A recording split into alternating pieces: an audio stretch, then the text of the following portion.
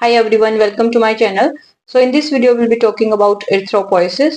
We'll learn what are various sites of erythropoiesis, stages of erythropoiesis and factor affecting. This is very frequent question being asked in examination. Okay, so let's start. Erythropoiesis. What is erythropoiesis basically? It is basically the process of synthesis and maturation of RBCs. It's not only formation of RBC, okay? RBC which are disc-shaped biconcave cells which are non-nucleated cells and having MCV or we can say volume of 70 to 90 micrometer cube.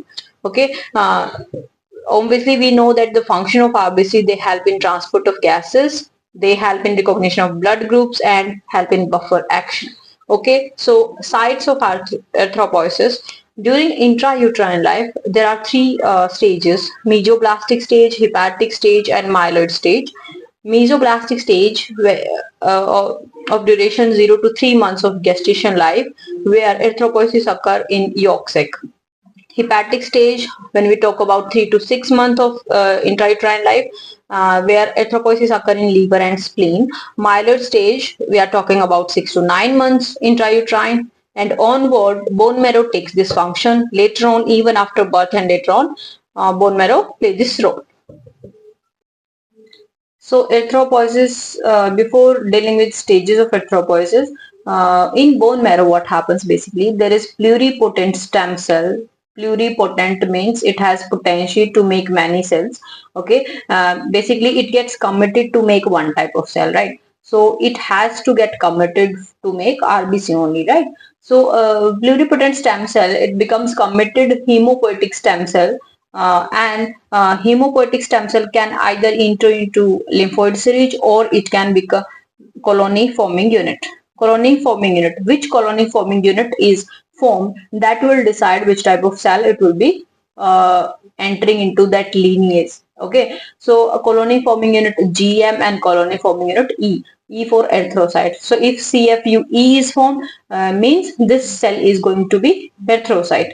If GM is formed, it can be granulocyte or monocyte. Whether it basically depend on the later on series. CFUG granulocytes, CFUM monocytes. Okay, so that's how committed stem cell become a respective type of cells. So now let's see what happens if CFUE is formed. Okay, so CFUE. Now this cell has to form a RBC. Okay, so it will transform into proerythroblast. Proerythroblast.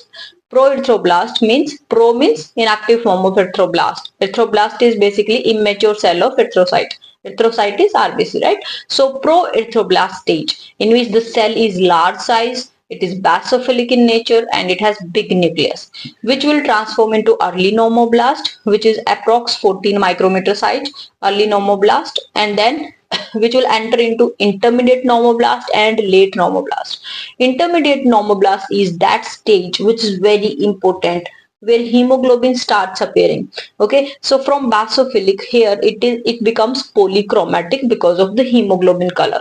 Fine. So then obviously size is reducing, and then late normoblast stage, which is having 10 micrometer approx size, where hemoglobin is concentration increases but the nucleus starting degeneration.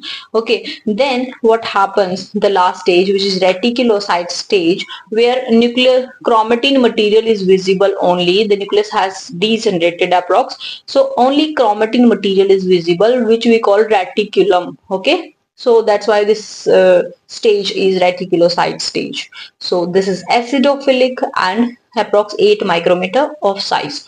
Next, last stage is basically the erythrocyte, which is acidophilic and nucleus totally degenerate. There is no chromatin material, so no nucleus. Non-nucleated cell erythrocyte is formed having hemoglobin concentration.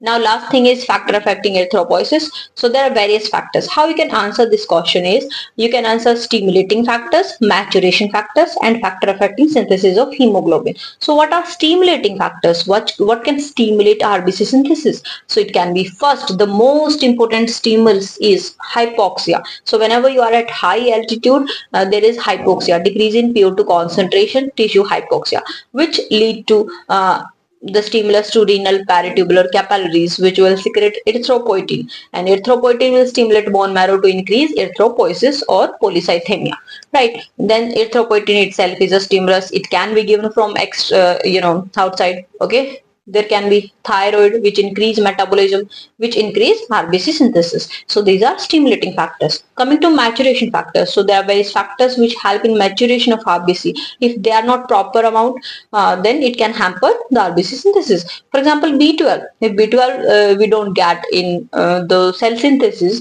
it can cause pernicious anemia. Folic acid, it can cause B12 and folic acid together if they are deficient, megaloblastic anemia. If intrinsic factor is less, it can be less, like if there is some gastrectomy surgery done, right? If there is because of that there is intrinsic factor less and less B12 absorption. So in that scenario, even if B12 and folic acid we are taking, but we don't have stomach because of bariatric surgery or gastric carcinoma, gastrectomy has been done, right? So in that scenario, if B12 absorption in any way is hampered, it can cause anemia, right?